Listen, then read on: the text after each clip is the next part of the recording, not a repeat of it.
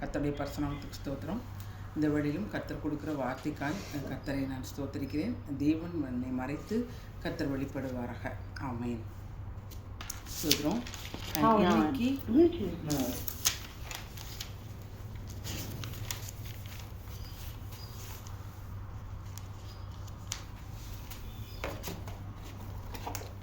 இன்னைக்கு நம்ம எடுத்துக்கொண்ட வேதவசனம் எபிரேயர் 6:1. எபிரேயர் 6:1. ஆமாம். பிள்ளைகளே, உங்கள் பெற்றோருக்கு கர்த்தருக்குள் கீழ்ப்படியுங்கள், இது நியாயம். யாருக்குள்ள கீழ்ப்படியணுமா? பெற்றோர். பிள்ளைகள் பெற்றோருக்கு கர்த்தருக்குள் கீழ்ப்படிய வேண்டும். கர்த்தருக்குள்ள கீழ்ப்படியக்கூடிய பிள்ளைகளாக பெற்றோர்கள் வளர்க்க வேண்டும். இதை குறித்து தான் நம்மளுக்கு இன்றைக்கி என்னென்னா, பிள்ளைங்களை நம்ம எப்படி கர்த்தருக்குள்ளே வளர்க்கணும், அந்த குடும்பத்தில் இருக்கிற பெற்றோர்கள் எப்படி நம்ம நடக்கணும் அப்படிங்கிறத குறித்து தான் இன்றைக்கி நம்ம என்ன செய்ய போகிறோம், பார்க்க போகிறோம். நீதிமொழிகள் 13:24. அக்கா அந்த பைபிள்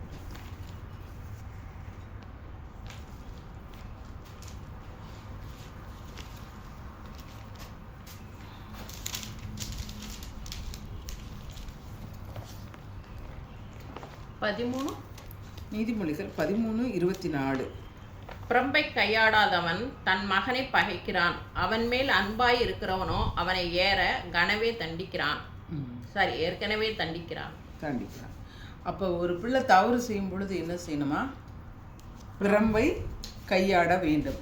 அதுக்காக எடுத்து நம்ம எல்லாரும் அடிக்கிறாங்கல்ல, அந்த மாதிரி என்ன செய்யக்கூடாது, பிள்ளைங்களை அப்படி அடிக்கக்கூடாது. ஒரு குச்சி எடுத்துகிட்டு வரட்டுமா அப்படின்னு நம்ம சொல்லுவோம் பார்த்தீங்களா, அந்த மாதிரி தான் நம்ம என்ன செய்யணும், அதாவது பிள்ளைங்களை அடிக்கணும். பட் அதுவே நம்மளுக்கு என்ன செஞ்சிடக்கூடாது, அந்த பிள்ளைங்களை மனசை காயப்படுத்துகிற அடிகளாக என்ன செய்யக்கூடாது, அடிக்கக்கூடாது. அதில் 22 நீதிமொழிகள் 22:15.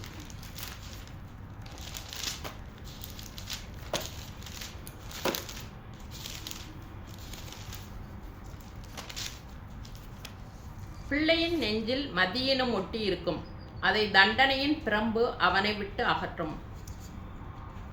பிள்ளைங்களுக்கு அந்த மதியினத்தை இருக்கிறத என்ன செய்யுமா, அந்த தண்டனை அந்த பிள்ளைங்களுடைய மதியினத்தை, அந்த தவறுகளை திருத்தக்கூடிய அடிகளாக தான் என்ன செஞ்சுருக்கணும், அது அடிக்கிறதா நம்ம இருக்கணுமே ஒழிய அவங்கள என்ன செய்யக்கூடாது, அவங்களுக்கு வெறுப்பு உண்டாக்குகிற மாதிரி, அவங்களுக்கு எதிர்ப்பு வர்ற மாதிரி நம்ம என்ன செய்யக்கூடாது, அடிக்கக்கூடாது. அதுலேயே இந்த 6 படிச்சிட்டிங்களா, பிள்ளையாண்டவனை நடக்க வேண்டிய 6 படிங்க. 22:6 படிங்க.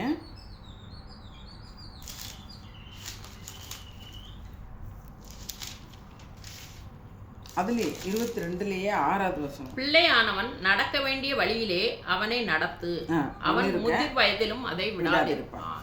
பிள்ளைகளை நடத்த வேண்டிய என்னத்துனா, பிள்ளைகள் தேவனுக்கு பயப்படுகிற பயத்திலையும் ஒழுக்கத்திலையும் வளர்ப்பதற்கு அது பேரண்ட்ஸ் என்ன செய்யணும், அர்ப்பணித்து அந்த பிள்ளைங்களை என்ன செஞ்சுருக்கணும், நம்ம அவங்கள வழி நடத்த வேண்டும். பிள்ளைகளை என்ன செஞ்சுருக்கணும், வழி நடத்த வேண்டும். இப்படியாக கூட சொல்லப்பட்டிருக்கு. பிள்ளைகளை பிரதிஷ்டை செய் அப்படின்றது கூட இதுக்கு ஒரு வசனமாக, இது ஒரு வார்த்தையை நம்ம என்ன செஞ்சுக்கலாம், எடுத்துக்கலாம். என்னன்னாக்கா, இந்த உலகத்தில் இன்றைக்கி பார்த்தீங்கன்னா கெட்ட ஃப்ரெண்ட்ஸு, தீய வழிகளில் நடக்கிற பிள்ளைங்க தான் என்ன இருக்காங்க, அதிகமாக இருக்காங்க. அப்போ அப்படிப்பட்ட இடங்கள்ல இருந்து இருக்கிற பிள்ளைங்களை நம்ம என்ன செய்யணும், அவங்க லாபகரமாக பிரித்து தேவ சித்தம் செய்யக்கூடிய பிள்ளைகளாக நம்ம வளர்ப்பதற்கு நம்ம பெற்றோர்கள் என்ன செய்யணும், பிள்ளைங்களுக்கு தன்னையே நம்ம என்ன செஞ்சுருக்கணும், அர்ப்பணிக்க வேண்டும். அப்போ இப்படிப்பட்ட இதை மட்டும் மத்தாது, அதோட தேவனை கண்டுகொண்டு தேவனுக்குள் அவர்கள் கட்டப்பட்டு தேவனுக்காக எழும்பி பிரகாசிக்கக்கூடிய ஆசையை நம்ம என்ன செஞ்சுருக்கணும், உருவாக்கி கொடுக்கிறவர்களாக இருக்கணும். பிள்ளை ஒரு காரியம் செல்லுது, நம்ம தப்பு பண்ணுது, அந்த பிள்ளையை நம்ம அடிக்கிறோம், அதை மாற்றுறோம், அது ஒரு விஷயமா இருந்தாலும் நம்மளுடைய சிந்தனைகள், நம்மளுடைய காரியங்களாக கர்த்தர் கொடுக்கப்பட்ட அந்த பிள்ளையை நம்ம எப்படி நம்ம நடத்துகிறோம், எப்படி அதை தேவனுக்காக நம்ம வளர்த்து தேவனுக்கு பிரயோஜனப்படுகிற பிள்ளைகளாக நம்ம எப்படி நம்ம மாற்றணும் அப்படிங்கிற காரியங்களை நம்ம மனதில் வச்சு அந்த பிள்ளைங்களை என்ன செஞ்சுருக்கணும், வழி நடத்தக்கூடியவர்களாக பெற்றோர்கள் இருக்கணும்.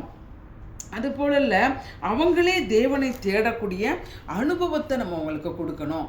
நம்மளுக்கு ஒரு காரியம் வேணும், ஒரு பேரண்ட்ஸ்கிட்ட பிள்ளை கேட்குது, எனக்கு இது ஒன்று வேணும், இதுக்கு கொடுங்க அப்படின்னு சொல்லி கேட்டால் உடனே நம்ம அதை என்ன செஞ்சிடக்கூடாது, உடனே அதை கேட்குறதெல்லாம் நம்ம வாங்கி கொடுக்காம அவங்களுக்கு என்ன செய்யணும், நீ ஏசப்பாட்ட கேளு, இந்த பூமியும் அதன் நிறைவும் எல்லாம் கர்த்தருடையது, அவர்கிட்ட கேட்கும் பொழுது அவர் என்ன செய்வார், உனக்கு எல்லாவற்றையும் செய்வதற்கு அவர் போதுமானவராக இருக்கிறாரு. எதை வாங்கினாலும் ஏசப்பா கரத்திலிருந்து நீ வாங்கும் பொழுது மட்டும்தான் அது என்ன செய்யும், உனக்கு ஒரு அந்த நம்பிக்கையை கொடுக்கும். அம்மா அப்பா இல்லை, அம்மா அப்பாவுக்கு உழைக்கக்கூடிய பலனை கர்த்தர் கொடுத்தாலும் கொடுக்கறதும் அவர் தான், நம்மளுக்கு சம்பாத்தியம் கொடுக்கறதும் தேவன் தான்.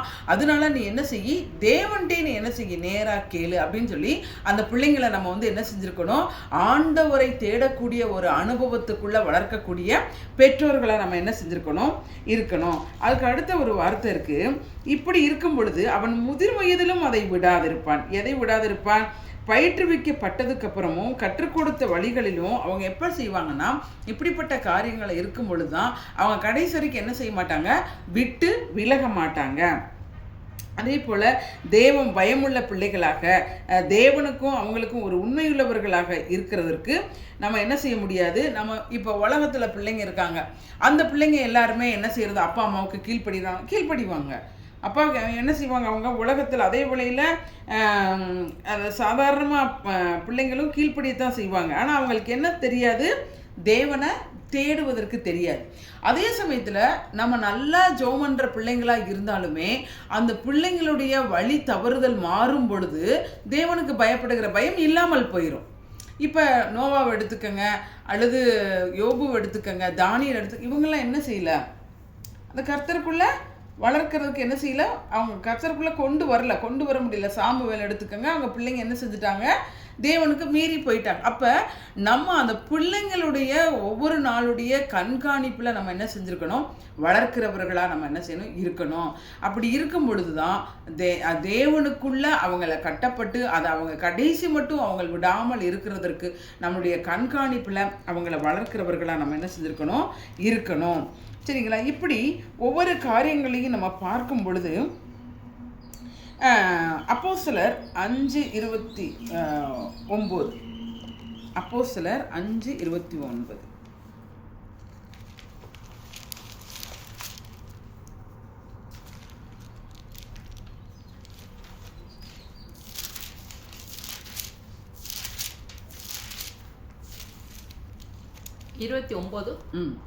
அதற்கு பேதுருவும் மற்ற அப்போஸ்தலரும் மனுஷருக்கு கீழ்ப்படுகிறதை பார்க்கலும் தேவனுக்கு கீழ்ப்படுகிறதே அவசியமாயிருக்கிறது.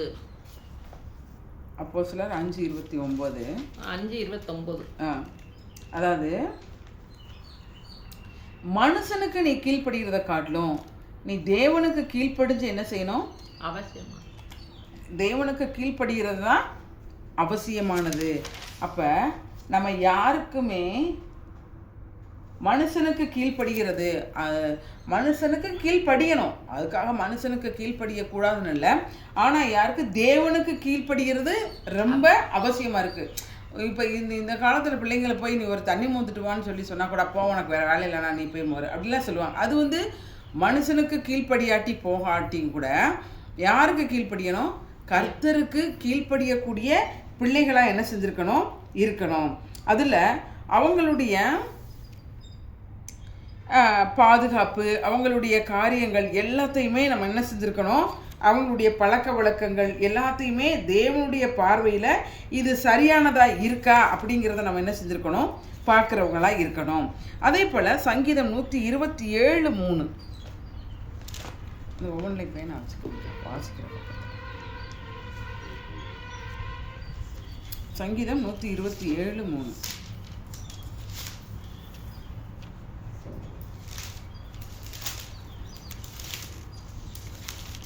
22. சங்கீதம் 127:3. நீங்கள் அதிகாலை எழுந்து நேரப்பட வேளையிலே தரித்து வருத்தத்தின் அப்பத்தை சாப்பிடுகிறதும் விருதா. அவரே தமக்கு பிரியமானவனுக்கு நித்திரை அளிக்கிறார். எல்லா காரியத்தையும் என்ன செய்யறாரு? அது திரும்ப வாசிங்க.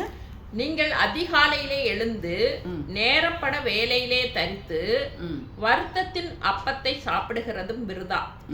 அவரே தமக்கு பிரியமானவனுக்கு நித்திரை அளிக்கிறார். அவர் நம்மளுக்கு என்ன செஞ்சிருக்கணும்? நம்ம மேல பிரியம் வச்சிருக்கணும். அப்போ ஒரு கிறிஸ்துவ முறையில் ஒரு பிள்ளைகளை வளர்க்குறதற்கும் அந்த போதனைகளையும் நல்வழி காட்டுவதற்கும் பெற்றோர் கடமையாக இருந்தாலும் அவங்களுக்கு முன்மாதிரியாக நம்ம நடந்து அவங்க நடத்தையில் நம்ம மாதிரியாக காட்டும் பொழுது நம்மளுடைய பொறுப்பு, நம்மளுடைய பங்கு எல்லாத்தையும் அவங்களுக்கு கவனம் செலுத்துறதை விட அதிகமாக தங்கள் பிள்ளைகள் வளர்க்குறதுக்கும் ரச்சிருக்கிறதுக்கும் நம்மளுக்கு அக்கறை காட்டினாலும் எல்லாவற்றையும் நம்மளுடைய நித்திரையை கொடுக்கறது கூட யாராக இருக்காரு? தேவனா இருக்கிறாரு. அப்போ அவர் தான் என்ன செய்கிறாரு? நம்மளும் பங்கு இருக்கணும். கர்த்தருடைய தயவும் என்ன செஞ்சுருக்கணும்? நம்ம பிள்ளைங்க மேலே இருக்கணும். அப்போ பவுல் சொல்கிறாரு இப்படியாக எபேசியர் 6:4. அதுலேயே நம்ம படித்து பார்த்தீங்களா? அதில் எபேசியர் 6:4.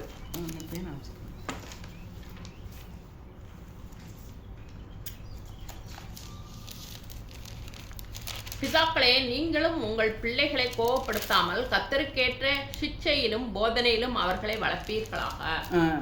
அப்போ நம்ம என்ன செய்யணும்? பிதாக்களே, உங்கள் பிள்ளைகளை நீங்கள் என்ன செய்கிறீங்க? கோபப்படுத்தக்கூடாது. கோபப்படுத்தாதபடி நம்மளும் என்ன செய்யணும்? ஒவ்வொரு காரியத்திலையும் பிள்ளைங்கக்கிட்ட நம்ம எப்போவுமே சல்லுன்னு சொல்லி நம்ம பேசி அவங்கள என்ன செய்யக்கூடாது. அவங்களுக்கு அவங்க நம்மளை எப்படி கனம் பண்ண நினைக்கிறாங்களோ அதே மாதிரி நம்ம அவங்கள என்ன செஞ்சுருக்கணும்? கனம் பண்ணுகிறவர்களா நம்ம இருக்கணும்.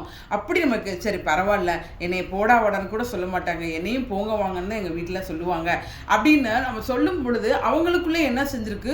ஒரு மதிப்பு தன்னால் அவங்களுக்கு என்ன செஞ்சுருக்காகவும் வர ஆரம்பிக்கும். அப்போ நம்மளுடைய அவங்க எப்படி நடக்க நினைக்கிறாங்களோ அதை நம்ம நடந்து காட்டும் பொழுது நம்ம எப்படிப்பட்டவங்களா இருப்போம்? அவங்க அந்த காரியங்கள்லேருந்து விடுபடக்கூடியவர்களாக இருப்பாங்க. ஓகேங்களா? அதே தான் கொலோசையர் 3:21 பிதாக்களே, உங்கள் பிள்ளைகள் திருநற்று போகாதபடி அவர்களுக்கு கோபம் மூட்டாதீர்கள்னு வசனம் இந்த கொலோசையரில் அந்த வார்த்தை தான் சொல்லியிருக்கு. அப்போ ஒவ்வொரு காரியங்கள்லையுமே நம்ம என்ன செஞ்சுருக்கணும்? நம்ம அவங்களுக்கு கோபம் மூட்டக்கூடியாத காரியங்களை நம்ம ஒரு குழந்தை இருக்குது, நம்ம கர்த்தர் கொடுத்துருக்கிறார் அப்படின்னா அதை தனக்கு வசப்படுத்தும்படி நம்மளுடைய வார்த்தைகளை கேட்கும்படிக்கு அதை அடிமைத்தனத்தை நம்மளுக்கு என்ன செய்யக்கூடாது? கொடுக்கக்கூடாது. இது கர்த்தர் கொடுத்த பயம். மோசேயை எப்படி அவங்க அம்மா வளர்த்தாங்க, எப்படி தன்னுடைய பாரம்பரியங்களை சொல்லி அந்த அம்மா வளர்த்ததுனால மட்டும்தான் அவருக்கு என்ன ஆச்சு? அந்த எபிரேயர்கள் மேலே ஒரு பாசம், அந்த எபிரேயர்கள் மேலே ஒரு என்ன செய்கிறது? ஒரு வேகம், நம்ம ஜனம், என்னுடைய ஜனங்கள் அப்படிங்கிற ஒரு எண்ணம் அவனுக்கு வந்ததுனால தான் அவன் என்ன செஞ்சான்? எகிப்தில் அந்த எபிரேயரை அடித்த ஒரு எகிப்தியனை அவன் என்ன செஞ்சுட்டான்? கொலை பண்ணுனா. அப்போ அந்த அளவுக்கு அந்த வசனங்களை ஊற்றி வளர்த்தக்கூடிய அந்த மோசையின் தாய் எப்படி செஞ்சாங்களோ அது மாதிரி நம்ம என்ன செஞ்சுருக்கணும்? இன்னைக்கு சைக்காலஜி பிரகாரம் சொல்கிறாங்க, குழந்தை கருவில் இருக்கும் பொழுதே நம்ம என்ன செய்யணுமா? அந்த சத்திய வசனங்களை நம்ம சொல்லிக்கிட்டே இருக்கணுமா? அபிஷேகத்தில் நிரம்பணுமா? அப்படிலாம் நம்ம நிரம்பும் பொழுது நம்மளுடைய அந்த குழந்தைங்கள் என்ன செய்யணும்னா அந்த அபிஷேகத்துக்குள்ளே பெற்றுக்கொள்ளுகிறவர்களாக இருப்பாங்க. உபாகமம் 6:4 நினைக்கிறேன். யூதர்கள் என்ன செய்வாங்கன்னா அந்த குழந்தை பிறந்த உடனே அந்த குழந்தையோட காதில் என்ன சொல்லுவாங்க? இஸ்ரவேலே கேள், உன் தேவனாகிய கர்த்தர் ஒருவரே கர்த்தர் அப்படின்னு சொல்லி அந்த காதில் ஆசாரியர் முதல்ல அந்த பிள்ளைக்கு காதில் பேசக்கூடிய வார்த்தை இதுவாகத்தான் இருக்கும். அப்போ அவன் நம்மளுடைய நம்ம பிறந்து பிள்ளை பெருசாகி அதுக்கப்புறம் நம்ம சத்தியத்தை சொல்லி கொடுக்கறத காட்டிலும் ஒரு தாய் கரு உருவாகும் பொழுதே அந்த பிள்ளைக்கு நம்ம என்ன செய்யணும்? சத்தியத்தை சொல்லி கொடுக்குறவங்களாக இருக்கணும். நம்ம என்ன நம்ம சொல்லுவாங்களே, இவங்க அம்மா கேரக்டர் அப்படியே அவனுக்கு இருக்குது, இவங்க அப்பா கேரக்டர் அப்படியே இருக்குது அப்படிலாம் சொல்லுவாங்களே. அப்போ எப்படி கேரக்டராக இருந்தாலுமே தன்னுடைய நடக்கையை பார்த்து அந்த பிள்ளை என்ன செய்யக்கூடிய மாறக்கூடிய சூழ்நிலைகளில் கர்த்தர் கொண்டு வருவார். நம்மளும் அதுக்கு உடந்தையா அந்த பிள்ளையை வளர்க்கறதுல ஒரு பங்காக நம்ம என்ன செஞ்சுக்கணும்? எடுத்துக்கொள்ளணும்.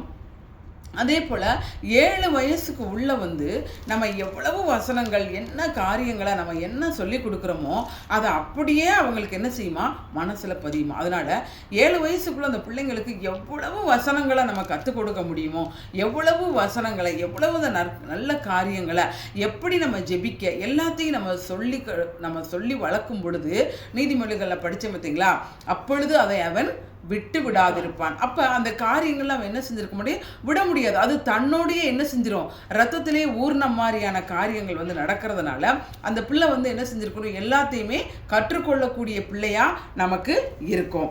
அடுத்தது பார்த்தீங்கன்னா உபாகமம் 6:7 தான் அதை வாசித்தோம். அடுத்து சங்கீதம் 78:5.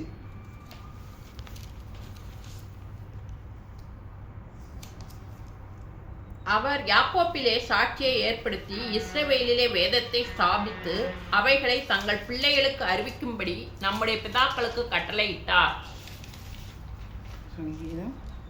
அவர் யாக்கோப்பிலே சாட்சியை ஏற்படுத்தி இஸ்ரவேலிலே வேதத்தை ஸ்தாபித்து அவைகளை தங்கள் பிள்ளைகளுக்கு அறிவிக்கும்படி நம்முடைய பிதாக்களுக்கு கட்டளையிட்டார்.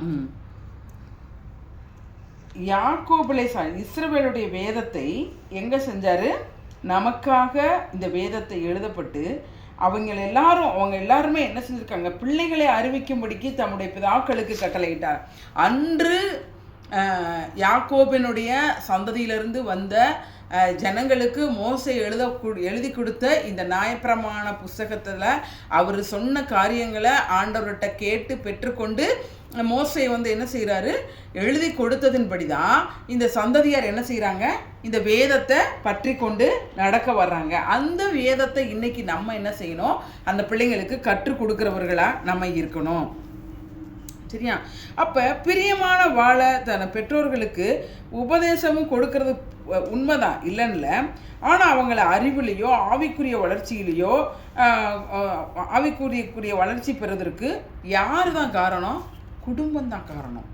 அந்த பிள்ளைங்களா நம்ம போய் இல்லைப்பா நீ போய் சண்டே கிளாஸ்க்கு போ, நீ அங்கே போய் சண்டே கிளாஸ்க்கு போகிறது தவறு கிடையாது, அனுப்பணும், இல்லைன்னு சொல்ல. ஆனால் ஒரு பிள்ளை தேவனுக்குள்ள பங்காக வளர்க்கக்கூடிய முதல் இடம் குடும்பம்தான். குடும்பத்துக்குள்ள நம்மளுடைய சாட்சி, நம்மளுடைய நடக்க, நம்மளுடைய ஜெப வாழ்க்கை, நம்மளுடைய வேத தியான வாழ்க்கை, நம்மளுடைய காரியங்களை எல்லாத்தையும் நம்மளோட ஸ்கூலுக்கு போகிற வரைக்கும் அந்த பிள்ளை என்ன செய்யுது, நம்ம கூடயே தான் இருக்குது. அப்போ நம்ம அந்த சூழ்நிலையை பயன்படுத்தி அந்த பிள்ளைகளுக்கு வேதத்தை நம்ம கற்றுக் கொடுக்கக்கூடியவர்களாக நம்ம என்ன செய்யணும், இருக்கணும். அது நம்ம பள்ளிக்கூடமோ அல்லது சண்டே கிளாஸோ அப்படிங்கிறது சர்ச்சோ கிடையாது. சர்ச்சுக்கு போகணும், சண்டே கிளாஸ்க்கு போகணும், உண்மைதான். ஆனால் முதல் அஸ்திபாரம் எங்கே போடப்படணும், குடும்பத்துக்குள்ளே போடப்படணும். இப்போ நான் சண்டே கிளாஸ் எடுக்கிறேன், சண்டே கிளாஸ் பிள்ளைங்கக்கிட்ட நான் கேட்பேன், நீங்கள் எல்லோரும் நைட்டு வந்து எத்தனை மணிக்கு ஜெபம் பண்ணிட்டு படுப்பீங்க? எங்கள் வீட்டில் ஜெபமே பண்ண மாட்டோம் ஆண்டி, நாங்கள் எங்கள் வீட்டில் குடும்ப ஜெபம்லாம் பண்ண மாட்டோம். ஏன்னு கேட்டிங்கன்னா எங்கள் அப்பா ஒரு டைம் வருவாங்க, எங்கள் அம்மா ஒரு டைம் வருவாங்க, அதனால் நாங்கள் இதில் வந்து பண்ண மாட்டோம் அப்படின்னு சொல்லுவாங்க. சரி, காலையில் எப்படா பண்ணீங்க? காலையில் எங்கள் அப்பா லேட்டாக வர்றதுனால லேட்டாக தான் எந்திரிப்பாங்க. அம்மா எங்களை 7 மணிக்கு எழுப்புவாங்க, எந்திரிச்சோடனே எங்களை என்ன செஞ்சுருவாங்க, அனுப்பி விட்டுருவாங்க. ஸ்கூலுக்கு சீக்கிரமாக கிளம்பி வேன் வந்துடும்னு அனுப்பிடுவாங்க. நாங்கள்லாம் பண்ண மாட்டோம் அப்படின்னு சொல்லிட்டு என்கிட்ட வந்து அந்த பிள்ளைங்க சொல்லிச்சு. அப்போ சொன்னேன், அப்போ வீட்டில் வந்து அந்த பேசிக் இல்லாமல் நம்ம இப்போ சொல்லி கொடுக்குறனால இது அவங்களுக்கு ரொம்ப கஷ்டமாக தெரியுது. அதனால தான் நான் என்ன பண்ணேன்னா, அந்த பிள்ளைங்களுக்கு டெய்லி ஒரு வசனம் சொல்லி அந்த பிள்ளைங்களை வந்து படிக்க வைக்கவும் இப்போ இன்ட்ரெஸ்ட்டாக அந்த பிள்ளைங்க படிக்கிறாங்க. அப்போ அந்த இன்ட்ரெஸ்ட்டை வந்து இதே ஒரு பேரண்ட்ஸ் அதை கொண்டு வந்திருந்தா அவங்களுக்கு எப்படி இருந்திருக்கும், இன்னும் உற்சாகமாக அவங்க என்ன செஞ்சுருப்பாங்க. இப்போ தான் நம்ம இப்போ சொன்னோம்ல, 7 வயசுக்குள்ளே நம்ம என்ன செஞ்சுருக்கணும், அதை கற்றுக் கொடுக்கணும் அப்படின்னு சொல்லி நம்ம படித்தோம். அதுபோல் அந்த வயசில் வந்து நம்மளுக்கு இப்படிப்பட்ட ஒரு சூழ்நிலைகளெல்லாம் பிள்ளைகளை என்ன செஞ்சுருக்கணும், வளர்க்க வேண்டும். சரி, அப்போ இப்படி நம்ம யார்கிட்டையோ மற்றவங்ககிட்டையோ இல்லைன்னு இருக்கிறத காட்டிலும் இப்போ இந்த தெய்வ பயத்தோடும் இந்த கிறிஸ்துவ பிள்ளைகளை வந்து நம்ம வளர்க்குறதுக்கு கூடிய ஒரு சில காரியங்களை நம்ம பார்க்கலாம். இப்போ வந்து பொதுவாக நம்ம வந்து எப்படி இருக்கணும், நம்ம காரியங்களை நம்ம எப்படி செய்யணும் அப்படிங்கிறத நம்ம பார்த்தோம். இப்போ வந்து ஒரு சில காரியங்கள், அதாவது பெற்றோர் வந்து பிள்ளைகளுக்காக செய்யக்கூடிய காரியங்களை குறித்து நம்ம பார்க்கலாம். அதில் பிள்ளைகளுடைய வாழ்க்கையில் அதாவது 1 சாமுவேல் 1:28, லூக்கா 2:22.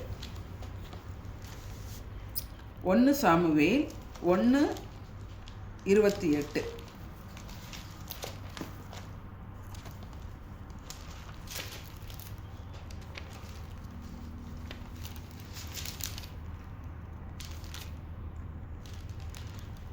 ஆகையால் 28 தானே. ஆமாம். ஆகையால் அவன் கர்த்தருக்கென்று கேட்கப்பட்டபடியினால் அவன் உயிரோடு இருக்கும் சகல நாளும் அவனை கர்த்தருக்கே ஒப்பு கொடுத்திருக்கிறேன் என்றாள். அவன் அங்கே கர்த்தரை பணிந்து கொண்டான். சோத்திரம். அம்மா அது நம்மளுக்கு தெரிஞ்சது தான். அண்ணாளுக்கு குழந்தை இல்லை. ஆனால் குழந்தை இல்லைன்னொடனே அவங்க என்ன செய்கிறாங்க, தன்னுடைய இவளால் அவருடைய மறுமனை ஆட்டினால் அவர் ரொம்ப என்ன செய்கிறான், துக்கப்படுறான். அதில் அங்கே ஆலயத்தில் கேட்டு பொருத்தனை பண்ணி அதே மாதிரி பையன் பிறக்குது. பிறந்த பிள்ளையை கொண்டு என்ன செய்கிறாங்க, பிரதிஷ்டை பண்ண வர்றாங்க. என்ன செய்கிறாங்க, அவங்க அர்ப்பணிக்கிறாங்க. தேவனுக்குள்ள என்ன செய்கிறாங்க, அர்ப்பணிக்கிறாங்க. ஒரு தெய்வ பக்தி உள்ள ஒரு தாய்க்கு உதாரணமாக என்ன செஞ்சாங்க, அவங்க ஒரு குழந்தை வேணும்னு ஆசைப்பட்டது முதல்ல. ஆனால் ஜெபத்தோட ஒரு திட்டத்தோடு அவங்க தேவனுக்கு அர்ப்பணித்து விடணும்னு சொன்னாங்க பார்த்தீங்களா. அது நம்ம வாழ்க்கையில் அண்ணால் செய்த ஜெபம். எல்லாருக்குமே குழந்தை இல்லாமல் போய் ஆண்டவர்கிட்ட போய் ஜெபம் பண்ணி கேட்டு அப்படியே நம்ம கஷ்டப்பட்டு எல்லாருக்குமே ஒரு சிலருக்கு இருக்கும். ஆனால் ஒரு சிலங்களுக்கு என்னது, கர்த்தர் கிருபையாக என்ன செஞ்சிடறாரு, குழந்தைய நம்ம கேட்காமல என்ன செய்கிறாரு, கொடுக்குறவராக இருக்கிறாரு. அப்படி இருக்கும் பொழுது அவங்க எப்படிப்பட்டவங்க, ஒரு பக்தி உள்ள அம்மாவா, அது என்ன சொல்கிறது, தேவனுக்கு தன்னுடைய குழந்தைய அர்ப்பணிக்கிற ஒரு அண்ணாலாக என்ன செய்கிறாங்க, இருக்காங்க. அப்போ இது தேவனுடைய, அவர் தன்னுடைய குமாரனை தேவனுடைய மாபெரும் ஈவுன்னு சொல்லி அவன் என்ன செஞ்சா, கருதுனா. அவள் செஞ்ச பொருத்தனையை நிறைவேற்றினா. அப்போ பெற்றோரும் பிள்ளைகளும், பெற்றோர் பிள்ளைகளை நம்ம போய் இன்றைக்கி ஆலயத்தில் போய் என்ன செய்ய தேவையில்லை, அர்ப்பணித்து இந்த பாஸ்டர் நீங்கள் இந்த பிள்ளையை வளர்த்துக்கோங்கன்னு நம்ம சொல்ல தேவையில்லை. இன்றைக்கி நம்ம என்ன செய்கிறோம், போய் சர்ச்சில் பிரதிஷ்டை பண்ணுறோம், நல்ல விஷயம். ஆனால் தேவனுக்காக நம்ம அர்ப்பணித்து இந்த பிள்ளை ஆண்டவர் இந்த பூமியில் ஒரு பரிசுத்த வித்தை உருவாக்கியிருக்கிறாரு, அந்த பரிசுத்த வித்து தேவனை ஆராதிக்கக்கூடிய ஒரு சந்ததியாக வரணும் அப்படிங்கிற எண்ணம் எல்லா பேரண்ட்ஸுக்கும் இருக்கணும். ஏன்னா இந்த உலகத்தில் பிறக்கிற ஒவ்வொரு மனுஷனுக்கும் ஒரு தேவ திட்டத்தை என்ன செஞ்சிருக்கிறார், கர்த்தர் வச்சிருக்கிறார். அப்போ அந்த தேவ திட்டத்துக்கு நேராக அந்த பிள்ளைகளை வழி நடத்துவதற்கு நம்ம என்ன பண்ணணும், முதல்ல அந்த பிள்ளைய அது தேவனுடைய வார்த்தையை, சத்தியத்தை, நற்செய்தியை சொல்லக்கூடிய ஒரு மனுஷியா, ஒரு மனுஷனா என் பிள்ளை வரணும் அப்படின்னு சொல்லி ஒவ்வொரு பேரண்ட்ஸும் என்ன செய்யணும், ஆண்டவருக்கு முன்னாடி தம் பிள்ளைங்களை அர்ப்பணிக்கிறவங்களா நம்ம வீட்டிலையே அந்த பிள்ளைய அதற்கு ஏதுவாக வளர்க்கக்கூடிய ஒரு தாயா, ஒரு தகப்பனா நம்ம என்ன செய்யணும், இருக்கணும். அப்படிப்பட்ட அர்ப்பணிப்பு இருக்கும் பொழுது மட்டும்தான் என்ன செய்ய முடியும், அந்த பிள்ளைங்களை கர்த்தருக்கு நேராக நம்ம நடத்த முடியும். ஏதோ பிள்ளை பிறந்துச்சு, என் பிள்ளையும் படிக்குது, நல்லா நீ அந்த கிளாஸ்க்கு போ, இந்த கிளாஸ்க்கு போ, இது எல்லாரும் சொல்லக்கூடிய வார்த்தை தான்.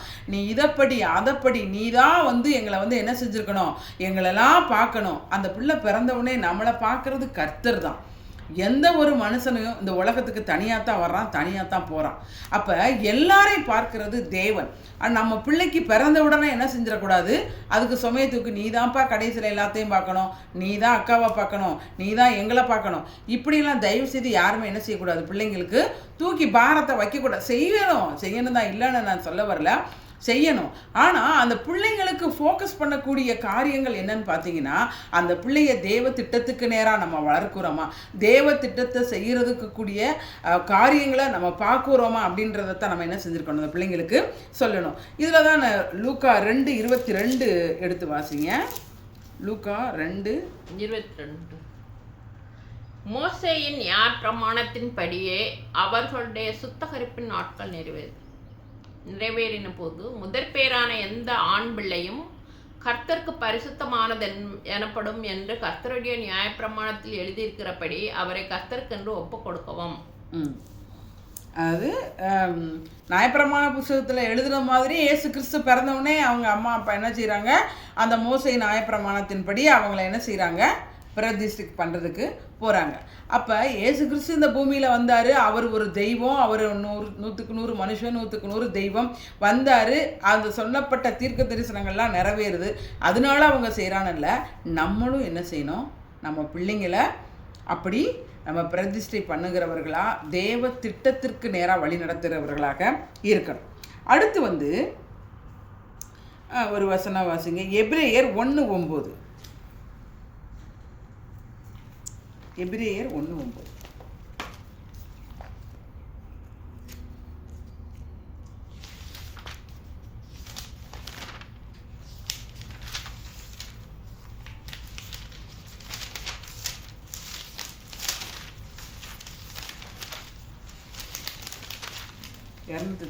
எபிரேயர் 1:9. நீர் நீதியை விரும்பி அக்கிரமத்தை வெறுத்திருக்கிறீர். ஆதலால் தேவனே உம்முடைய தேவன் உம்முடைய தோழரை பார்க்கிலும் உம்மை ஆனந்த தைலத்தினால் அபிஷேகம் பண்ணினார் என்றும். அதாவது இது வந்து ஒரு கருகலான சத்தியம். இது வந்து சங்கீதம் 43வது அதிகாரம் நினைக்கிறேன். அதுலேயும் ஆண்டவரை குறித்து சொல்லப்பட்ட இந்த வார்த்தைகள்.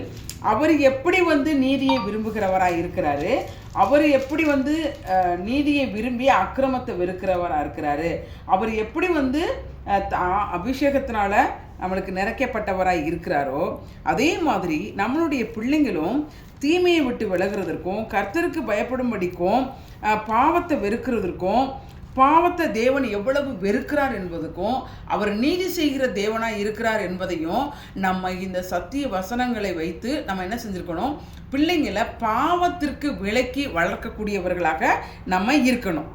சரிங்களா? பிள்ளைகள் அதை உணர்த்தணும்.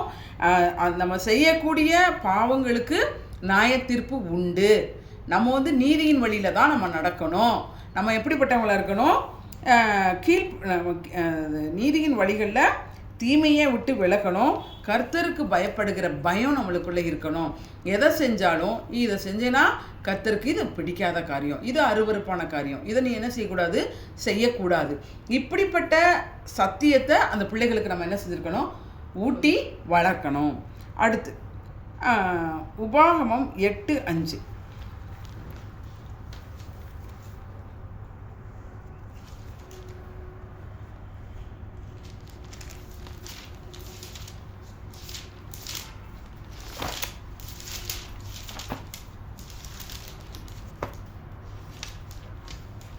ஒருவன் தன் புத்திரனை சிட்சிக்கிறது போல உன் தேவனாய கர்த்தர் உன்னை சிட்சிக்கிறார் என்று நீ உன் இருதயத்தில் அறிந்து கொள்வாயாக. ஒரு புத்திரனை சிட்சிக்கிறது போல நம்மளை என்ன செய்கிறாரு, கர்த்தர் சிட்சிக்கிறார் என்பதை இருதயத்தில் அறிந்து கொள்ளணும். தவறு செய்யும் பொழுது நம்ம காரியங்களில் கர்த்தர் வந்து சிட்சைக்கு நம்ம என்ன செஞ்சுருக்கணும், அந்த சிட்சைக்கு நம்ம அந்த சிட்சையை ஏற்றுக்கொண்டு நடக்கிறவர்களாக, அந்த தவறை விட்டு விலகிறவர்களாக நம்ம என்ன செஞ்சுருக்கணும், இருக்கணும். அதுலேயே இன்னொரு வசனம் கூட படிங்க. எபிரேயர் 12:7. எபிரேயர் 12:7 லாஸ்ட்டில் எடுத்தீங்கல்ல 298.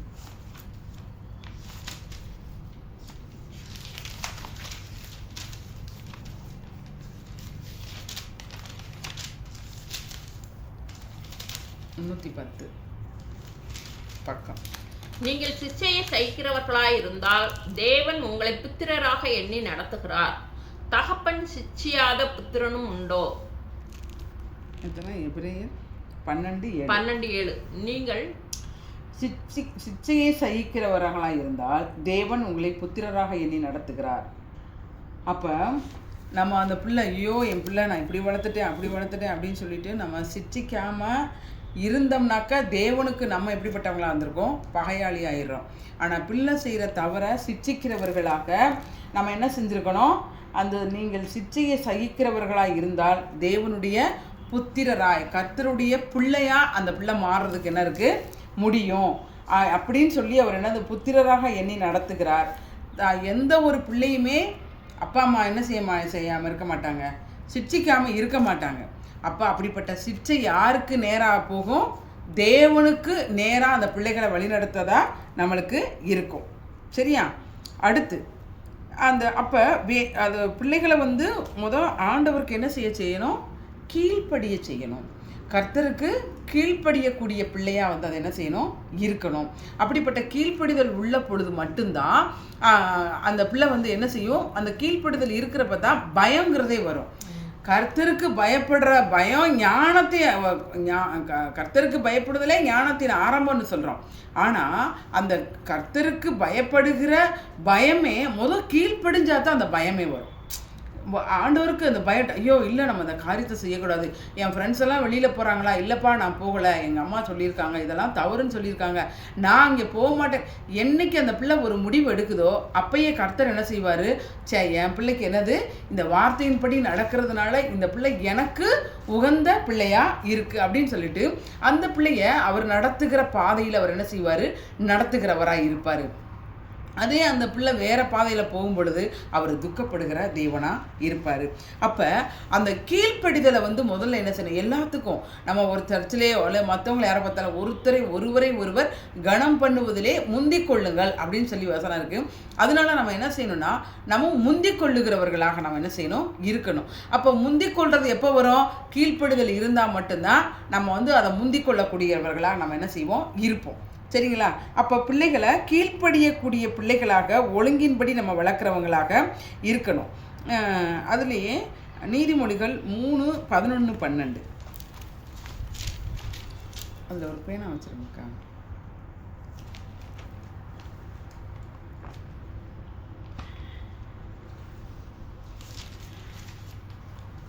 நீதிமொழிகள் 3:12 11-12 நீதிமொழிகள் 3.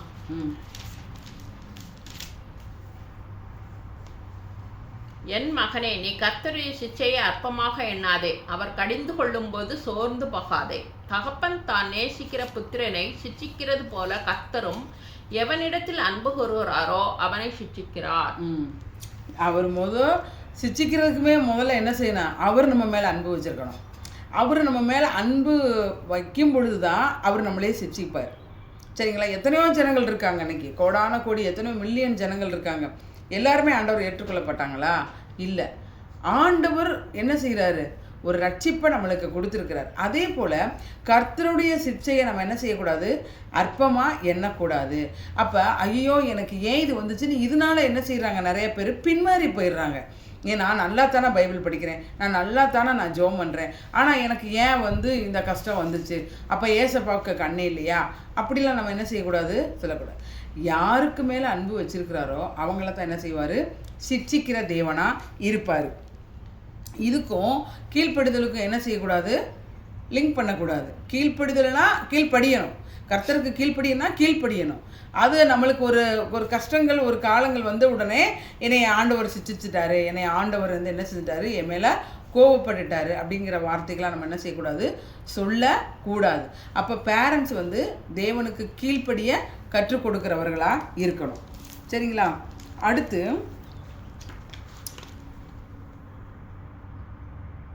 1 யோவான் 2:15-17 நீதிமொழிகளை வச்சுருங்கக்கா.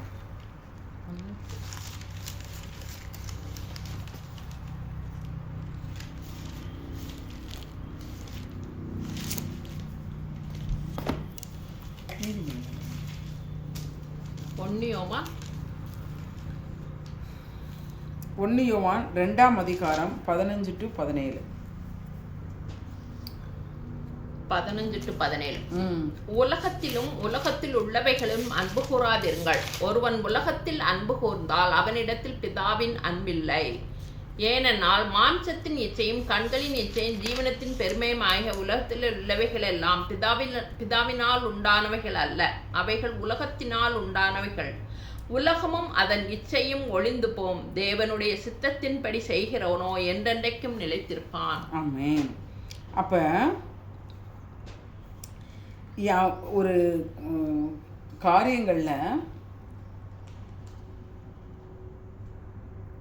14-15-17 உலகத்தில் இருக்கிற எதுலேயுமே நம்ம என்ன செய்யக்கூடாது, அன்பு கூறக்கூடாது. அவன் உலக பிரமாணமாக ஒரு காரியம் அதாவது உலகத்துக்கு நேராக அவன் போயிட்டான்னா தேவனுடைய அன்பை இழந்து போயிடுவாங்க. அப்போ நம்மளுடைய மாமிசத்தின் இச்சை, கண்ணின் இச்சை, நம்ம ஜீவனத்தின் பெருமை, இது எல்லாமே எங்கேருந்து உண்டானது, இந்த உலகத்திலிருந்து உண்டானது. ஆனால் பிதாவினால் இது என்ன செய்யலை, உண்டானலை. ஆனால் அது எல்லாமே என்ன செஞ்சிச்சு, உலகத்தால் உண்டானது. அப்போ இந்த உலகத்திற்கு விலகினவங்களா இருக்கணும். சரி, இந்த உலகத்துக்கு எப்படி நம்ம விலகி இருக்கணும், இந்த உலகத்தை காரியங்களில் நம்ம எப்படி இருக்கிறது அப்படின்னா, இன்றைக்கி ஒரு நம்ம ஸ்கூலுக்கு போகிறோம், காலேஜுக்கு போகிறோம், இல்லை சின்ன குழந்தைங்க ஸ்கூலுக்கு போகிறாங்க. போகிற எல்லாமே அவங்களோட சேர்கிற ஃப்ரெண்ட்ஸ் எல்லாருமே வந்து இதே மாதிரி தேவனுடைய வார்த்தைக்குள்ளே கட்டப்பட்டு இருக்கிறவங்களா இருப்பாங்க. 100க்கு 98% வந்து எப்படி இருப்பாங்க, உலகத்துக்குள்ளவங்களா தான் என்ன செய்கிறாங்க, இருக்காங்க. கிறிஸ்தவங்களே தன்னுடைய பிள்ளைங்களை இந்த சத்தியத்துக்குள்ளே வளர்க்காமல் அப்படி தான் இருப்பாங்க. அப்போ அப்படிப்பட்ட இந்த மாயையான, இந்த தீங்கான இந்த உலகத்துக்குள்ளே இருக்கிற அந்த பிள்ளைங்களை நம்ம எப்படி பார்க்கணும் அப்படின்னாக்கா, அந்த ஃப்ரெண்ட்ஸோட அந்தளுடைய ஒழுக்கக்கேடாக இருக்கிற பிள்ளைங்கக்கிட்ட, அப்புறம் வந்து வாப்பா நம்ம அங்கே போகலாம் அப்படின்னு சொல்லிட்டு அந்த கேளிக்கைக்கு போகிறது. அதாவது வா இப்போ நம்ம ஜாலியாக வந்து இங்கே போயிட்டு வருவோம், அங்கே போயிட்டு வரோன்னு சொல்கிறது. இப்போ முதல்ல வந்து நம்ம ஆளுக்கு ஒரு கோக் வாங்கி சாப்பிட்லாமான்றது, அதுக்கப்புறம் அதை வேறு விதமாக நம்ம செய்ய வைக்கிறது. இப்படிப்பட்ட சூழ்நிலைகளில் வந்து எப்போவுமே என்ன செய்யணும், ஒரு ஒரு ஒரு தவறுக்குள்ளே ஒரு ஆத்துமாவை பிசாசு கையில் எடுக்கிறான்னா அந்த சூழ்நிலைகளை எல்லாத்தையுமே என்ன செய்வான், அதுக்கு ஏற்ற மாதிரி எல்லாத்தையும் பண்ணி அந்த சூழ்நிலையை செட் பண்ணிட்டு தான் அந்த ஆத்துமாக்களையே கரப்படுத்த என்ன செய்வான், வருவான். அப்போ இந்த சூழ்நிலைகளில் நம்ம என்ன செய்யணும், இந்த சத்திய வசனம் நம்மளுக்கு விதைக்கப்பட்டிருக்கும் பொழுது, இப்படிப்பட்ட காரியங்கள் இருக்கும் பொழுது நம்ம அதில் வந்து விலகி விடுறதுக்கு நம்மளுக்கு அந்த பிள்ளைங்களுக்கு கர்த்தர் அனுக்கிரகம் பாராட்டுவார். எப்படின்னா, ஆவிக்குரிய தன்மைகளை கெடுக்கக்கூடிய முதலாளி யாரு சாத்தான் தான். அப்போ அந்த சாத்தானுடைய அதாவது பாவம் உன் வாசற்படியில் படுத்திருக்கணும். அவன் எப்போவுமே நம்மளை எப்போ தள்ளணும் அப்படிங்கிற எண்ணத்தில் இருக்கும் பொழுது அந்த பிள்ளைங்களுக்கு வந்து அந்த நேரங்களில் நம்ம கற்றுக் கொடுக்கக்கூடிய வசனங்கள் அவங்களுக்கு கிரியை வந்து செய்யும். அப்போ நம்ம அந்த வசனத்தை என்ன செஞ்சுருக்கணும், கற்றுக் கொடுத்துருக்கணும். அப்படி கற்றுக் கொடுக்கும் பொழுது தான் இந்த பிள்ளைங்க அதுக்குள்ளே விழாமல் என்ன செய்வாங்க, பாதுகாத்து கொள்ளப்படுவாங்க. அப்படி பாதுகாத்து கொள்ளப்படும் பொழுது தான் நம்ம அந்த பிள்ளைங்களை வந்து இந்த ஒழுக்கக்கேடான காரியங்கள்லேருந்து நம்ம தப்பு வைக்கக்கூடிய பிள்ளைகளை நம்ம வந்து என்ன செய்ய முடியும், வளர்க்க முடியும். சரிங்களா? அடுத்து வந்து சங்கீதம் 139 1-12 வாசிங்க.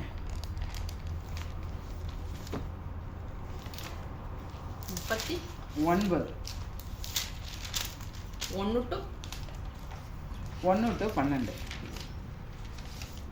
என் நாவினால் பாவம் செய்யாதபடிக்கு நான் என் வழிகளை காத்து துன்மார்க்கன் எனக்கு முன்பாக. சங்கீதம் 139 139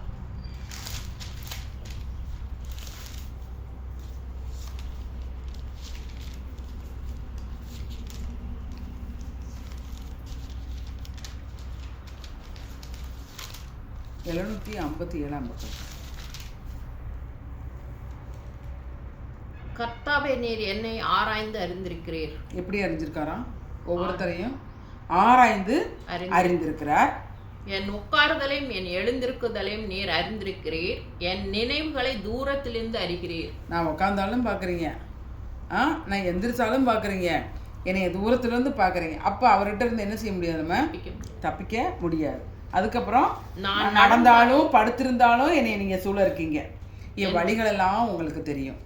அப்போ எல்லா சூழ்நிலையிலும் என்ன செஞ்சுட்டு அவருக்கு மறைவா இல்லை. அதுக்கப்புறம் அடுத்த 4வது வசனம், என் நாவில் சொல் பிரவாதற்கு முன்னே இதோ கர்த்தாவே அதையெல்லாம் நீர் அறிந்திருக்கிறீர். வாயில நம்மளுக்கு ஒரு வார்த்தை வர்றதுக்கு முன்னாடியே என்ன செஞ்சிருக்கிறாரு, அதை அறிஞ்சிருக்கிறாரு. அப்புறம் முற்புறத்திலும் பிற்புறத்திலும் நீர் என்னை நெருக்கி உமது கரத்தை என் மேல் வைக்கிறீர். அவர் கரம் நம்மளை நடத்துது. இந்த அறிவு எனக்கு மிகுந்த ஆச்சரியமும் எனக்கு எட்டாத உயரமுமாய் இருக்கிறது. உம்முடைய ஆவிக்கு மறைவாக எங்கே போவேன், உம்முடைய சமூகத்தை விட்டு எங்கே ஓடுவேன். நான் வானத்திற்கு ஏறினாலும் நீர் அங்கே இருக்கிறீர், நான் பாதாளத்தில் படுக்கை போட்டாலும் நீர் அங்கே இருக்கிறீர். நான் விடியற்காலத்து செட்டைகளை எடுத்து சமுத்திரத்தின் கடையாந்திரங்களிலே போய் தங்கினாலும் அங்கேயும் உமது கை என்னை நடத்தும், உமது வலது கரம் என்னை பிடிக்கும். இருள் என்னை மூடிக்கொள்ளும் என்றாலும் இரவு என்னை சுற்றி வெளிச்சமாயிருக்கும். உமக்கு மறைவாக இருளும் அந்தகாரப்படுத்தாது, இரவும் பகலை போல வெளிச்சமாயிருக்கும். உமக்கு இருளும் வெளிச்சமும் சரி. ஆமென். அப்போ அவருடைய நம்ம பேசுறது, பார்க்குறது, நடக்கிறது, உட்கார்றது, நினைக்கிறது, நம்ம வாயிலிருந்து வர்ற வார்த்தை, இதில் இந்த இதை படித்தோம்னா என்ன செய்யும், நமக்கு புரியுது. எல்லா காரியத்தையும் எப்பவுமே அவர் நம்மளை பார்த்துக்கிட்டே இருக்கார். நம்ம தூங்கிடுவோம், அவர் இஸ்ரவேலை காக்கிற தேவன் தூங்குவதும் இல்லை உறங்குவதும் இல்லை. அப்போ அவர் எல்லா வேலையும் நம்மளை பார்த்து கொண்டு இருக்கிறாருங்கிற அந்த பயம் வரும் பொழுது அந்த கீழ்ப்படிதல் வரும். அந்த கீழ்ப்படிதல் வரும் பொழுது அவங்களுக்கு ஞானம் வரும், பகுத்தறியக்கூடிய ஞானம். இதை செய்யணும், இதை செய்யக்கூடாதுங்கிற பகுத்தறியக்கூடிய ஞானம் வரும். அப்போ எல்லாவற்றையும் பார்க்கிறார் அப்படிங்கிற இந்த வசனங்களை நம்ம கோட் பண்ணி கர்த்தர் உன்னை பார்க்குறாரு, இந்த வசனம் இப்படி இருக்குது அப்படின்னு சொல்லி அந்த பிள்ளைங்களை அந்த வசனங்களை மனப்பாடம் பண்ண வச்சு நம்ம அதை வளர்க்கும் பொழுது அந்த பிள்ளைங்க எப்படிப்பட்டவங்களா இருப்பாங்களா? தேவனுக்கு பிரியமுள்ளவர்களாக, தேவனுக்கு கீழ்ப்படியக்கூடியவர்களாக என்ன செய்வாங்க? இருப்பாங்க. அப்படிப்பட்ட உணர்வுகளை நம்ம என்ன செஞ்சுருக்கணும்? அவங்களுக்கு ஊட்டி வளர்க்கணும். அடுத்தது பார்த்திங்கன்னா, அந்த பிள்ளைங்களுக்கு மனம் திரும்பி ஆண்டவர் மேலே விசுவாசம் வைக்கவும் ஞானஸ்தானம் பெறதுக்கும் அவங்கள என்ன செஞ்சுருக்கணும்? நம்ம வழி நடத்தணும். ஞானஸ்தானம்னா என்ன, கர்த்தருடைய வழிகாட்டுதல்னா என்ன அப்படின்னு சொல்லி நம்ம ஞானஸ்தானம் குறித்து நம்ம கற்றுக்கொண்டு அந்த பிள்ளைங்களுக்கு என்ன செஞ்சுருக்கணும்? கற்றுக் கொடுக்க வேண்டும். அந்த ஏற்ற வேளையில் அவங்களுக்கு என்ன செஞ்சுருக்கணும்? ஞானஸ்தானம் கொடுக்கறதுக்கும் அவங்கள நம்ம வழி நடத்த வேண்டும். அடுத்து பரிசுத்த ஆவியை பெற்றுக்கொள்றதுக்கு வசனம் வாசிங்க. சங்கீதம் 119:63, அப்போஸ்தலர் 12:5. சங்கீதம் 119.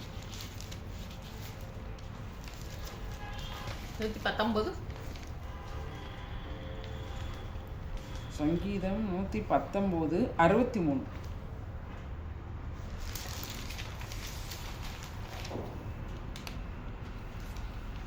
உமக்கு பயந்து உமது கட்டளையை கைக்கொள்கிற அனைவருக்கும் நான் தோழன். என்னது? அவருக்கு பயந்து அவருடைய வார்த்தையை கற்றுக்கொள்கிற எல்லாருக்கும் ஏசப்பா அவங்களுக்கு ஃப்ரெண்டா. அப்போ நம்மளுக்கு நல்ல ஃப்ரெண்டு எங்கேயும் போய் என்ன செய்ய தேவையில்லை, தேட தேவையில்லை. அடுத்தது அப்போஸ்தலர் 12:5.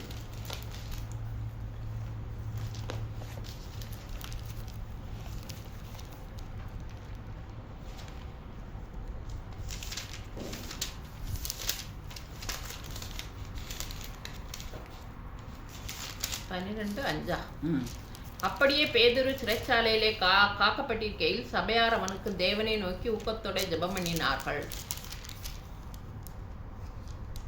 அப்போஸ்தலர் 12:5. 12:5. அப்போ அந்த பிள்ளைங்களை தேவனுடைய வழிகளையும் பின்பற்றவும் பயபக்தியோடு இருக்கவும் ஆண்டவருக்கு பயப்படுகிற பயருக்கு நான் தான் தோழனுங்கிறதையும் அவர் சொல்லி வசனத்தோட குறிக்கோள்களையும் நம்ம செய்யணுன்றப்ப அவங்களுக்கு என்ன ஆகும்னா, அந்த வசனத்தை திரும்பி வாசிங்க. 12:5.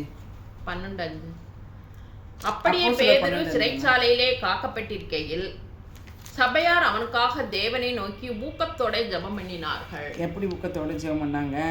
அவருக்கு ஒரு சிக்கலான நிலைமையில அவர் விசுவாசிகள் துன்பத்தையும் சகிச்சு கொள்ள அந்த காலத்தில் அவங்க என்ன செஞ்சாங்க? அவருக்காக ஜெபம் பண்ணாங்க. இதுக்கு முன்னாடி யார் கொலை செய்யப்பட்டிருந்தது? யாக்கோபு ஏற்கனவே கொலை செய்யப்பட்டிருந்தான். ஏறது பேதுருவை 16 காவலாளிகளில் பொறுப்பில் அடைச்சி வச்சுருந்தப்ப இந்த ஆதி திருசபையில் அங்கே ஒரு இக்கட்டான ஒரு சூழ்நிலையில் இவரையும் அடைச்சி வச்சுட்டாங்க, யோவானை கொலை பண்ணிட்டாங்க. அப்போ அங்கே ஒரு பெரிய கொந்தளிப்பு நடந்துக்கிட்டு இருக்கு. அப்படிப்பட்ட ஒரு நேரத்தில் அந்த ஜெபம் அவங்க ஊக்கமாக பண்ணின ஜெபனால் பேதுரு வெளியில் வந்தார். அப்போ நம்மளுடைய பிள்ளைங்களை ஜெபத்தில் எல்லாவற்றையும் சோத்திரத்தோடே கூடிய அந்த ஜெபத்தில் நீங்கள் வழி நடத்தணும்னு சொன்ன மாதிரி அவங்கள அந்த ஜெபத்தோடு அவங்கள வழி நடத்துகிறவர்களாக நம்ம இருக்கணும். ஜெபத்திற்கு முக்கியத்துவம் கொடுத்து வழி நடத்துகிறவர்களாக நம்ம என்ன செஞ்சுருக்கணும்? பிள்ளைங்களை நம்ம வளர்க்க வேண்டும். சரியா? அடுத்து 2 கொரிந்தியர் 6:14.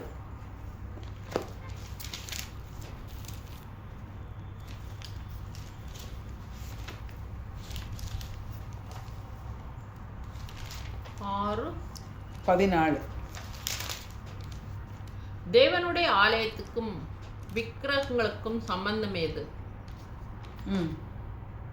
நான் அவர்களுக்குள்ளே வாசம் பண்ணி அவர்களுக்குள்ளே உலாவி அவர்கள் தேவனாயிருப்பேன், அவர்கள் என் ஜனங்களாயிருப்பார்கள் என்று தேவன் சொன்னபடி நீங்கள் ஜீவனுள்ள தேவனுடைய ஆலயமாயிருக்கிறீர்களே.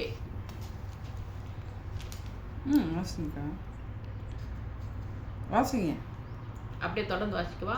ஆனபடியால் நீங்கள் அவர்கள் நடுவிலிருந்து புறப்பட்டு பிரிந்து போய் அசுத்தமானதை 2 கொரிந்தியர் 6 2 கொரிந்தியர் 6 6ல 14 16 14 4 அந்நிய நுகத்திலே அவிசுவாசிகளுடன் பிணைக்கப்படாதிருப்பீர்களாக. நீதிக்கும் அநீதிக்கும் சம்பந்தம் ஏது? ஒளிக்கும் இருளுக்கும் ஐக்கியம் ஏது? வாசிங்க. கிறிஸ்துவுக்கும் பேலியாளுக்கும் இசைவேது? அவிசுவாசியுடனே விசுவாசிக்கு பங்கேது? தேவனுடைய ஆலயத்துக்கும் விக்கிரகங்களுக்கும் சம்பந்தமேது? நான் அவர்களுக்குள்ளே வாசம் பண்ணி அவர்களுக்குள்ளே உலாவி அவர்கள் தேவனாயிருப்பேன், அவர்கள் என் ஜனங்களாயிருப்பார்கள் என்று தேவன் சொன்னபடி நீங்கள் ஜீவனுடைய தேவனுடைய ஆலயமாயிருக்கிறீர்களே. அப்ப நமக்கு யாருடைய பங்கு இல்லை? அவிசுவாசிகளோட பங்கு இல்லை. அந்நிய நுகத்தோட பிணைக்கப்படக்கூடாது. நம்மளுக்கு ஒரு ஃப்ரெண்ட்ஷிப் கிடைச்சாலும் யாருன்னா நல்ல பிள்ளையா, அது கிறிஸ்துவுக்குள்ளே இருக்காங்களா, அவங்க தேவனை அறிஞ்சிருக்கிறாங்களா, ஏன்னா எந்த நண்பரோட நம்ம சேர்றோமோ அவங்களுடைய குணாதிசயங்கள் தான் என்ன செய்யும் நமக்கு வரும்.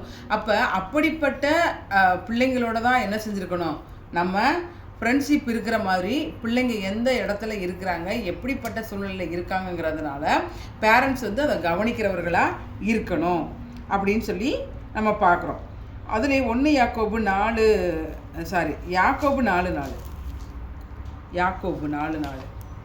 எப்ரேயருக்கு அடுத்திருக்கும் பாருங்க. எப்ரேயருக்கு அப்புறம் பின்னாடி படுத்தோம்ல 315 4:4 விபச்சாரரே விபச்சாரிகளே, உலக சிநேகம் தேவனுக்கு விரோதமான பகை என்று அறியீர்களா? ஆகையால் உலகத்துக்கு சிநேகிதனாய் விரும்புகிறவன் தேவனுக்கு பகைகனாய் இருக்கிறான். உலகத்தில் இருக்கிற சிநேகத்தை நம்ம என்ன செய்யக்கூடாது, ஏற்றுக்கொள்ளக்கூடாது. உலக சிநேகம் கர்த்தருக்கு அருவருப்பானது.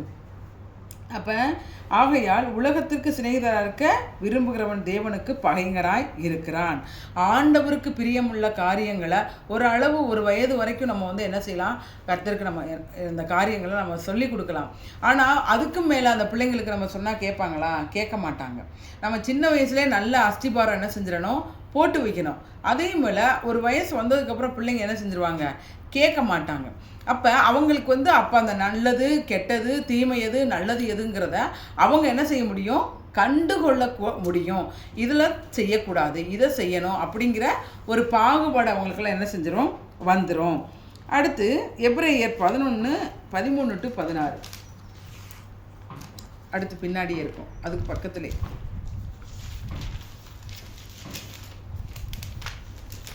எப்ரேயர் 11:13-16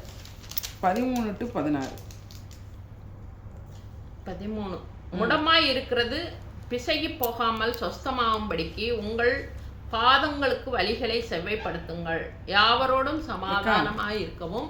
எபிரேயர் 11:13-16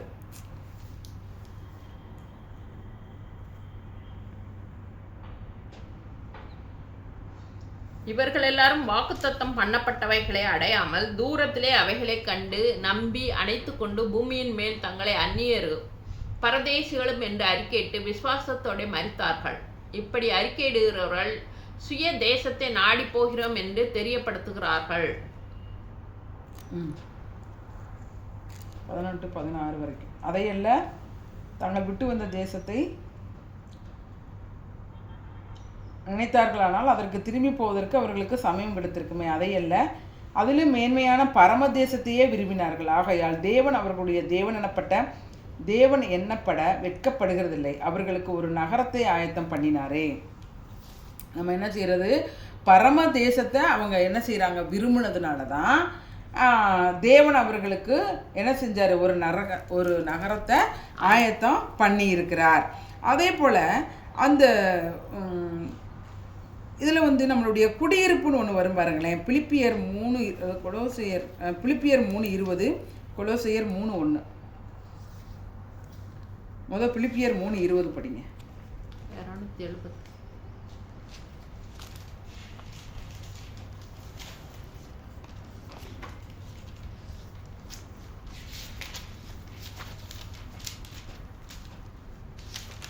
3 பிலிப்பியர் 3:20. நம்முடைய குடியிருப்போ பரலோகத்தில் இருக்கிறது, அங்கே இருந்து கர்த்தராய் இருக்கிற இயேசு கிறிஸ்து என்னும் இரட்சகர் வர எதிர்பார்த்து கொண்டிருக்கிறோம். நம்ம குடியிருப்பு இந்த பூமியில் இல்லை, நம்ம குடியிருப்பு எங்கே இருக்கு? பரலோகத்தில் இருக்கு. அந்த பரலோகத்துக்கு நம்ம எப்படிப்பட்டவங்களா இருக்கணும்? அந்த உண்மையான வீட்டில் கிறிஸ்துவோட வாழ வேண்டியவர்களாக இருக்கணும். அப்படிங்கிறத நம்ம என்ன செஞ்சுருக்கணும்? கற்பித்து கொடுக்கணும். இந்த உலகம் எல்லாமே ஒரு நாள் அக்கினிக்கு இரையாக போகக்கூடியது. இந்த உலகம் நிரந்தரமானது இல்லை. இந்த உலகம் வந்து இந்த உலகம் வந்து அக்கினிக்கு இரையாகிறது. ஆனால் நம்மளுடைய குடியிருப்பு எங்கே இருக்குது? பரலோகத்தில் இருக்குது. அப்படிங்கிறத நம்ம பிள்ளைகளுக்கு என்ன செஞ்சுருக்கணும்? கற்றுக் கொடுக்குறவங்களா இருக்கணும்.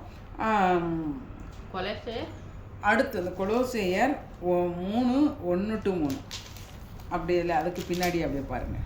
3:1-3. ஆமாம்.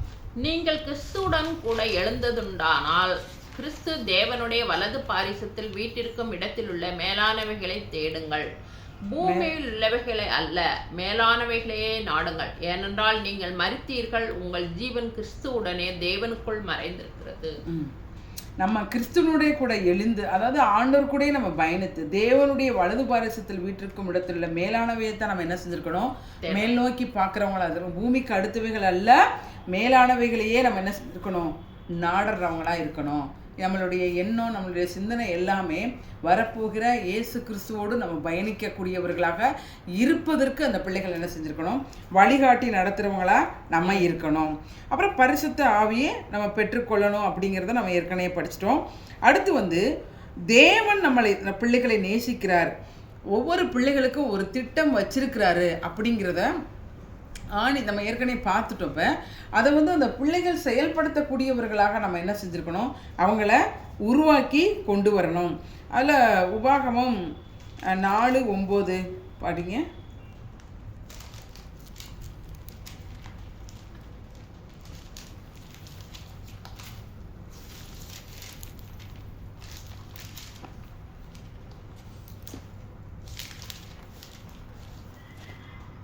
ஓரேபிலே உன் தேவனாகிய கர்த்தருக்கு முன்பாக நீ நிற்கும் போது கர்த்தர் என்னை நோக்கி, ஜனங்களை என்னிடத்தில் கூடி வரச் செய்து என் வார்த்தைகளை அவர்கள் கேட்கும்படி பண்ணுவேன். அவர்கள் பூமியில் உயிரோடு இருக்கும் நாளெல்லாம் எனக்கு பயந்திருக்கும்படி அவைகளை கற்றுக்கொண்டு தங்கள் பிள்ளைகளுக்கும் போதிக்க கடவர்கள் என்று சொல்லிய நாளில் உன் கண்கள் கண்ட காரியங்கள் 4:6 தான், ஒரு 4:9 மட்டும்தான்.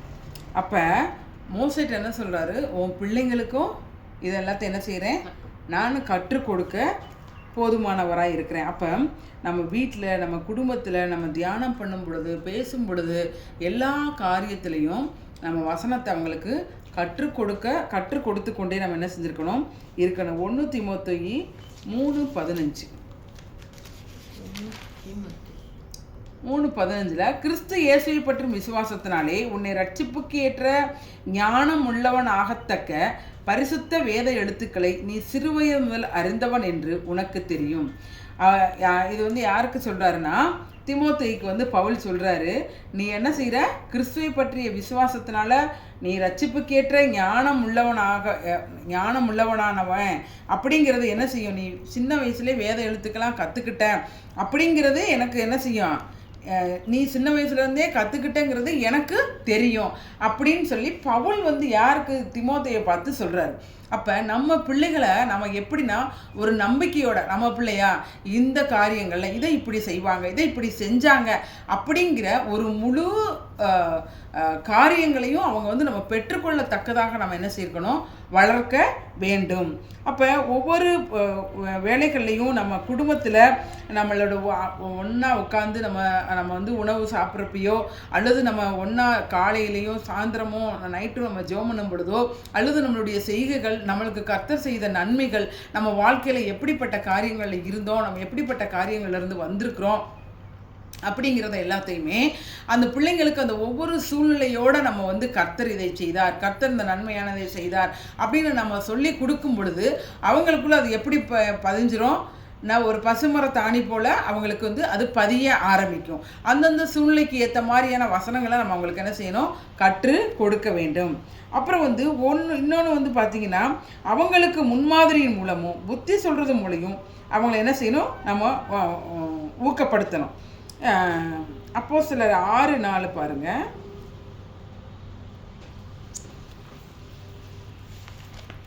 அப்போஸ்தலர் 6:4. நாங்களோ ஜெபம் பண்ணுவதிலும் தேவ வசனத்தை போதிக்கிற ஊழியத்திலும் இடைவிடாமல் தரித்திருப்போம் என்றார்கள். ஜெபம் பண்ணுவதிலும் ஊழியம் செய்கிறதிலும் எப்படி சொன்னக்கு இடைவிடாமல் அவங்க தரித்திருந்தாங்க. அதுபோல் நம்ம பிள்ளைங்களுக்கு முன்னாடி பெற்றோராகிய நம்ம என்ன செஞ்சுருக்கணும், அவங்களுக்கு முன்னாடி தரித்து கொள்ளுகிறவர்களாக இருக்கணும். அடுத்து ரோமர் 12:12.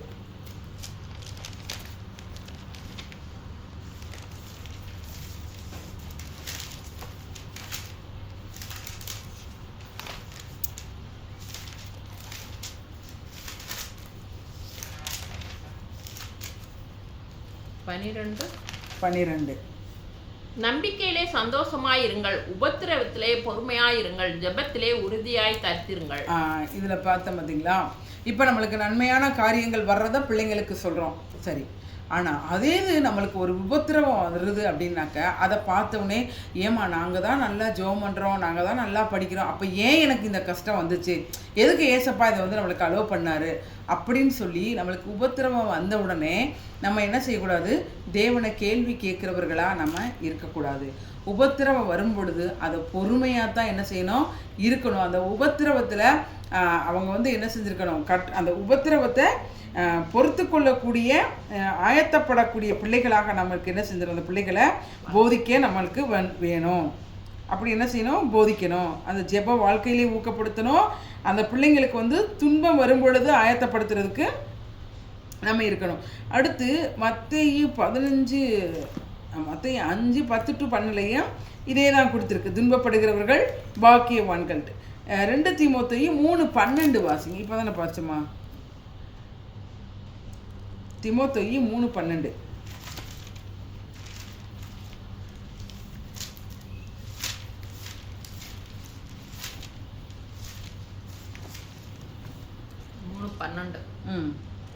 அன்றியும் கிறிஸ்து இயேசுக்குள் தேவ பக்தியாய் நடக்க மனதாய் இருக்கிற யாவரும் துன்பப்படுவார்கள். தேவனுக்கு ஏற்று நம்ம நடக்கும் பொழுது என்ன வரும், துன்பம் வரும். ஆனால் நம்ம என்ன செய்வோம், நீ ஏசாமி தானே கும்பிட்ற, உனக்கு எதுக்கு துன்பம் வருது அப்படின்னு சொல்லி சொல்லுவாங்க.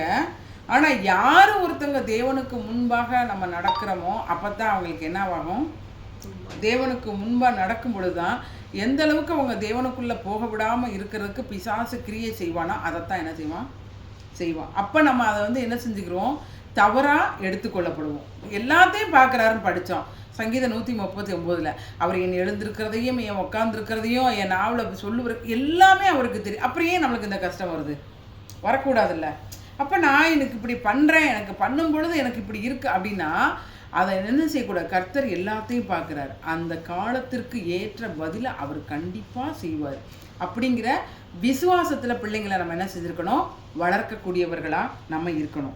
நம்ம நிறையா அந்த பார்த்தோம்னாக்கா நிறையா நம்ம நினைச்சலாம், பயபக்தியில் வளர்க்கணும், அப்புறம் தேவ பக்தியாக இருக்கணும், அப்புறம் இடைவிடாத நமக்கு ஜெபத்தில் இருக்கணும், அவருக்கு நேராக சமூகத்துக்கு நேராக இருக்கணும். இப்படிலாம் நம்ம நிறையா என்ன செய்யலாம், பார்த்துக்கிட்டே போகலாம்.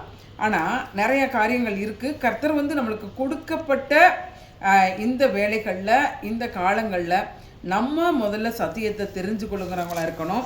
அதே சமயத்தில் அந்த சத்தியத்தை பெற்றுக்கொண்டது மட்டும் இல்லை, அந்த சத்தியத்தின்படி நம்ம நடக்கிறவங்களா இருக்கணும். நடந்து அதுக்கப்புறம் என்ன செய்யணும், ஆண்டவருக்கு பிரியமுள்ள வாழ்க்கை வாழ்கிறவங்களா நம்ம என்ன செய்யணும், இருக்கணும். அப்படிங்கிறத நம்ம பார்க்குறோம். அடுத்து பிலிப்பியர் 2:17. பிலிப்பியர் 2:17.